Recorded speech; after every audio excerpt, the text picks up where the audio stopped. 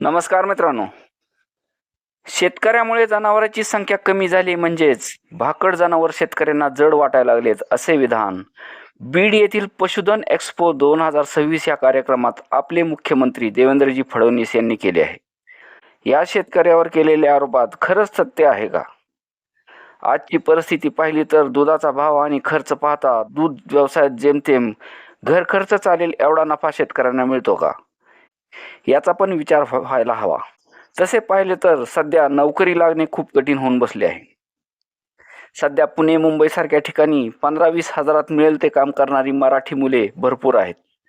पण त्यांना महिनाअखेरीस शिल्लक किती विचारले तर बाकी शून्यच दिसते आणि सरकारी नोकरी तर खूप लांबची गोष्ट झाली आहे.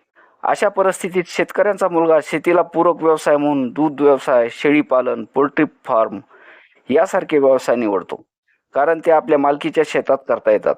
म्हणजे त्याचे भाडे ग्राह्य धरले जात नाही.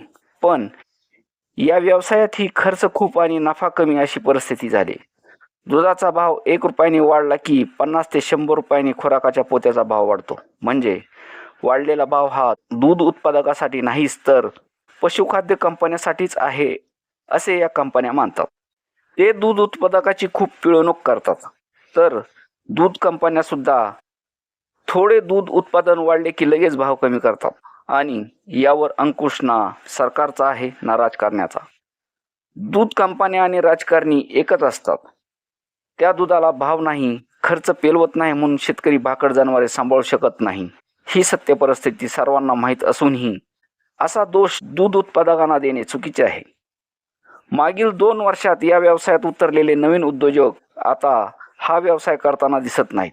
त्यांनी आपले नुकसान होते हे लक्षात आल्यावर नुकसानीत व्यवसाय बंद केल्याचे अनेक उदाहरणे आहेत. भारत देश सध्या बीफ निर्यातीत म्हणजेच मांस निर्यातीत दुसऱ्या स्थानावर पोहोचला आहे आणि हीच परिस्थिती राहिली तर लवकरच दुसऱ्या देशातून येणारे दूध हे सर्वांना खावे लागेल आणि प्यावेही लागेल. पण जर हे अमेरिकेचे दूध असेल अथवा दुग्धजन्य पदार्थ असतील तर मात्र भारतीयाची खूप मोठी गोची होणार आहे. पण शेतकऱ्यांना या आयातीचा फटका बसेल की फायदा होईल हे आताच सांगणे कठीण आहे. अचानक स्वदेशी वापराचा अवलंब झाला तर मात्र या आपल्या गाईचे दूध 100 रुपयाच्या पुढे जाईल, कारण गोमांस निर्यात चालूच राहणार. पण गाईच नाहीत तर दूध आणता कुठून?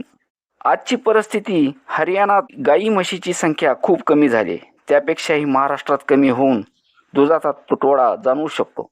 काल परवा जामखेडमध्ये नकली दूध तयार करणारी टोळीही पकडली. पण अशी कारवाई पूर्ण देशातही होणे गरजेचे आहे, म्हणजे शेतकरी थोडाफार सुखात तरी जगेल. धन्यवाद.